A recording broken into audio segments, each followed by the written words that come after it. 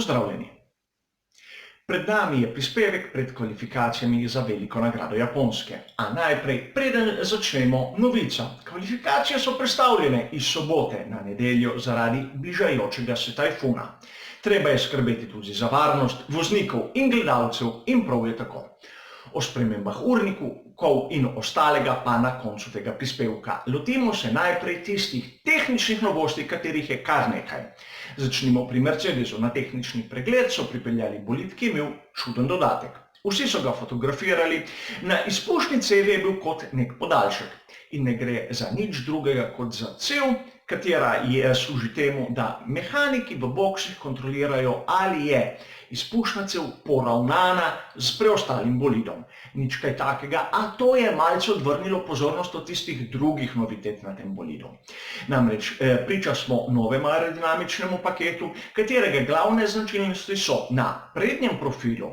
Ta končna plošča je malce bolj zavihana od tistega, kar smo videli na prejšnjih dirkah. In drugo, te bočni usmerniki pri bočni mreži, da se razumemo, so drugačnega koncepta.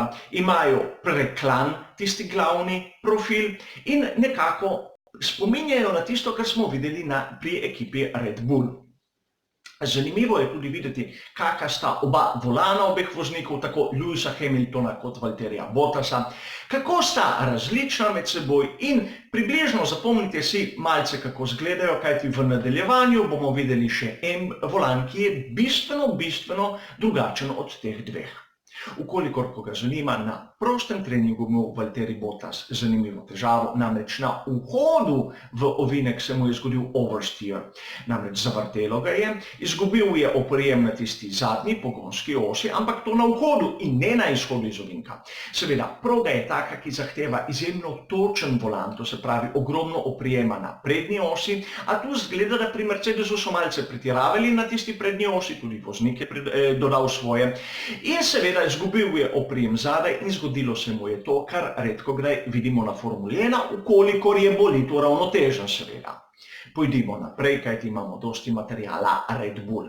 Pri Red Bullu imajo novo gorivo, to so objavili, a o gorivu sem sestavil poseben prispevek in tam vidimo, da tu ne smemo pričakovati kakega velikega napredka. Aerodinamično je zanimivo, kako so spremenili S-duct.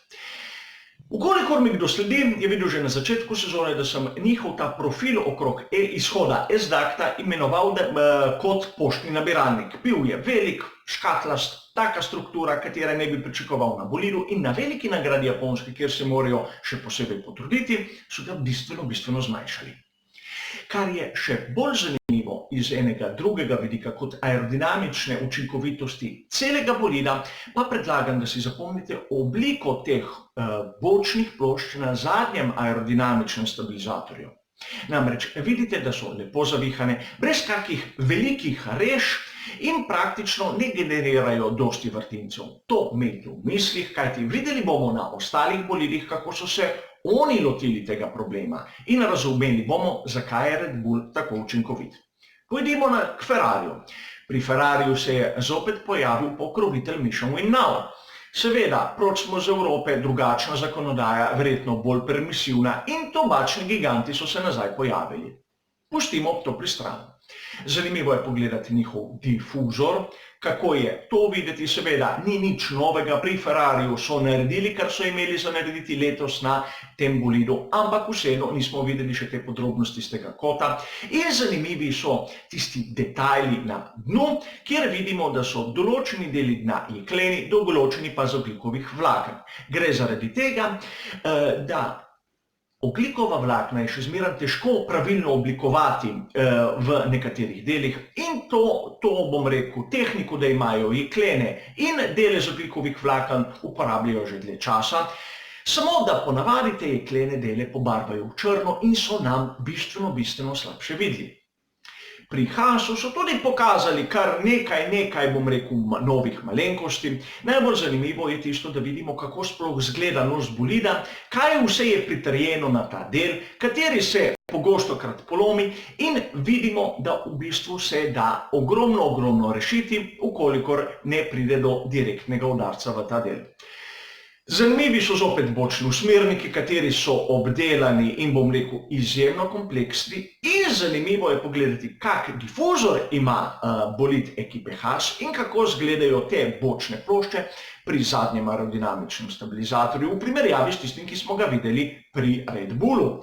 Vidimo, kako je ta narezan, kako mora generirati vrtince in ti vrtinci čemu služijo, po mojem mnenju, da zatesnijo prav to območje med difuzorjem samim in asfaltom na dnu. Zato je tu tista zanimivost, ki sem rekel, da moramo biti malce pozorni, kako aerodinamično je učinkovit Red Bull.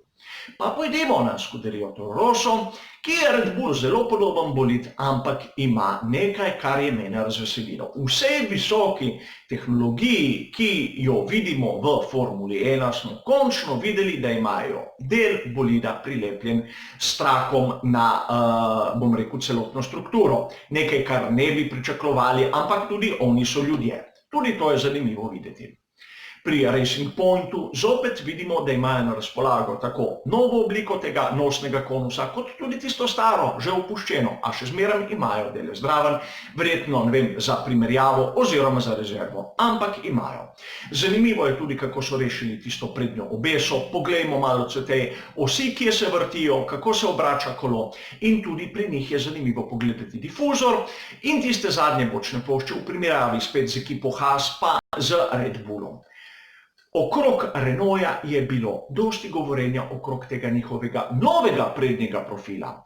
In tu vidimo, zakaj pravzaprav gre. Vidimo novega in starega. Razlike minimalne, kot so povedali tudi sami. A če pogledamo malce bolj podrobno, bomo videli, da na tistem delu proti notranjosti, proti sredini profila, kjer se končajo te pomožni profili, vidimo, da je rahlo zavit.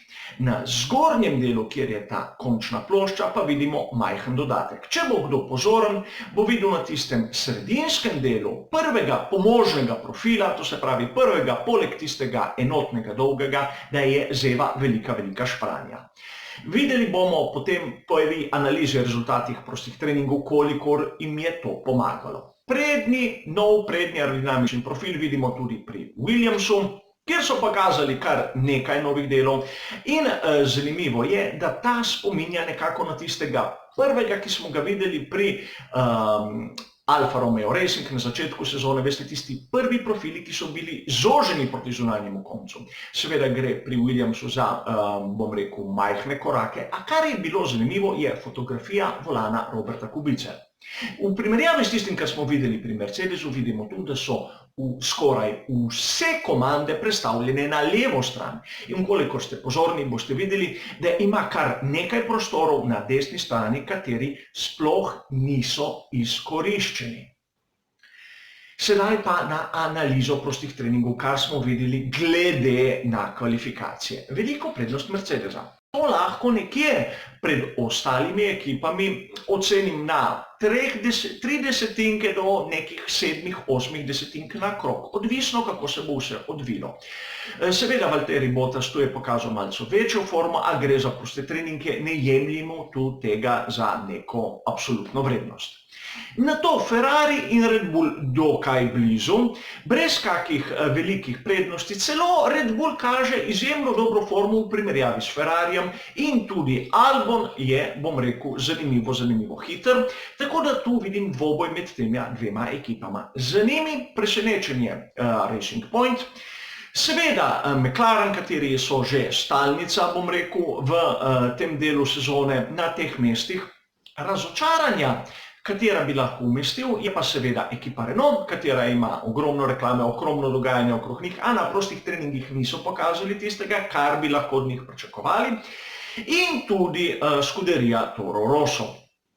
Videli bomo na kvalifikacijah, kako se bo odvilo, če kvalifikacije sploh bojo, kajti prišla je ven tudi uradna novica, da ukolikor bojo vremenske razmere take, da bo še zmeraj nevarno, v nedeljo zjutraj bojo obveljali časi iz drugega prostega treninga. Kvalifikacije seveda bojo, kot sem povedal, odvisno od vremena, bojo v nedeljo pred dirko. To pomeni, da v evropskem času bodo ob 3 zjutraj. Seveda bom sledil tudi temu uživo s komentarjem uživo na strani Facebook. Kar se tiče pa teh prispevkov, bom šel po ustaljenem urniku. Namreč, ukolikor sta na isti dan kvalifikacije in dirka, morate razumeti, da rabim tudi določen čas, da naredim prispevek in bilo bi premalo časa za narediti analizo po kvalifikacijah, med koncem kvalifikacije in začetkom dirko, tem, da vam dam čas, da si to tudi seveda ogledate. Tako da bo jutri tudi tisti zadnji briefing prišel, kjer bom zanaliziral ritem in nekako skušal razumeti, kaj bo na kvalifikacijah. Seveda na kvalifikacijah je ena velika, bom rekel, dilema, katere pneumatike bojo rabili v Q2, kajti če bom to primerjal s tistim, kar sem videl na veliki nagradi Velike Britanije, kar izhaja iz uvoda, bo tudi zanimivo, a o tem drugič. To se pravi, jutri bom izdal tudi nov prispevek, tisti zadnji briefing, seveda, ukolikor bo vreme dovoljevalo, komentar v živo 15 minut pred 3. uro zjutraj v nedeljo in v nedeljo prav tako tudi komentar v živo same dirke. Hvala za vašo pozornost in pred koncem še nekaj, kar je značilno za Japonsko. Japonci nas lahko marsikaj naučijo in glavno, kar nas lahko naučijo, je to, da pri Formuli 1, za razliko od ostalih športov, ne glede kakšne barve si, važno je, da za Formulo 1 navijaš. To je bilo vse, vidimo se pri naslednjem prispevku, nasvidenje.